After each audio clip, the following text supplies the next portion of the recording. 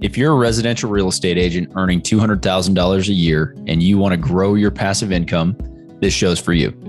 Learn the secrets other agents use and hear from experts in our field in order to guide you along your journey to investing in assets like apartment communities so that you can turn your commissions into cash flow.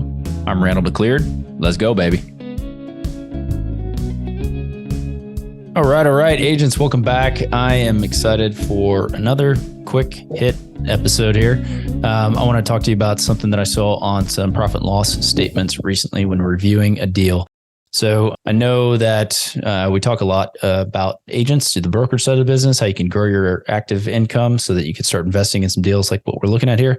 And so a lot of the interviews that I've been doing recently are all geared towards that. This is more geared towards the multifamily side of it. And so when you're looking at a profit and loss statement, one thing that I noticed, and it's a pretty big deal, is when sellers of these large complexes go to sell, there's a bit of financial engineering that can be done on the profit and loss statement. And so if you've never looked at a profit and loss from an apartment community, then it's like many other businesses. You have your top line revenue, you have some vacancy and some bad debt, some other things that you can take out of the top line, and then you come down, or loss to lease. If you're trying to rent for $1,000 a unit, and yet the actual rents you're getting are $900, so you're going to have a loss to lease of $100 per door, right? That's what that means. But anyway, you're going to have all the revenue, top line, what's coming in the door, other income, and then you're going to have all your expenses, just like any other business, and then you get your net operating income. And so what happens, and what I noticed when I'm underwriting deals, and why it's so important when you're going through an underwrite to put your own assumptions in, and you kind of normalize the expenses, and is because what happens when a seller goes to sell, they may have some standard contract services. Maybe it's landscaping. Maybe it's an HVAC guy that comes into the property and maintains some of the units, the air conditioning units. Could be a number of those things. And when you're going to sell, you want as few expenses up on above the NOI line as possible.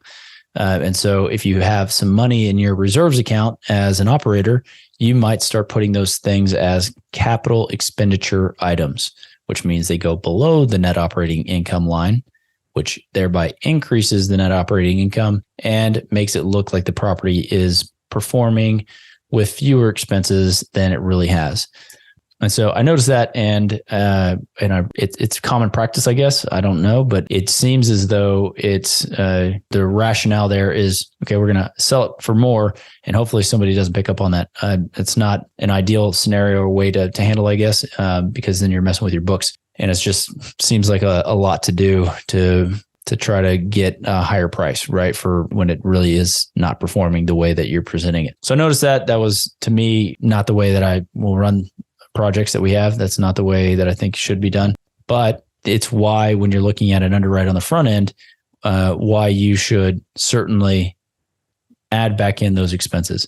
So if I know a 75 to 100 unit property typically sees $10,000 to $20,000 a year in contract services, and yet this property has none of that, okay, we're going to add it back in and just know that that's an expense that needs to be added into it.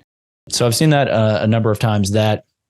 And then when looking at some of the broker provided prospectuses on these properties, sometimes they're not infallible. There's real estate taxes are missing, or property management is missing. And so you really got to be cognizant of those things that could come up and add those things back into your underwrite, so that when you're looking at your deal, your numbers are actually what is happening at the property, or what you will likely expect to see. There's no way you're getting out of property taxes. So if that's not in there, obviously you need to put it in there.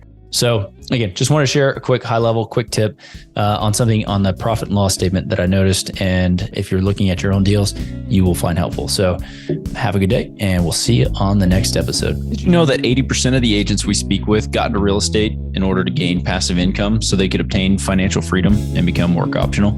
If you want to stay up to date, the best way is to make sure you're subscribed. So if you haven't done that, go ahead and do it now. We'll catch you on the next episode.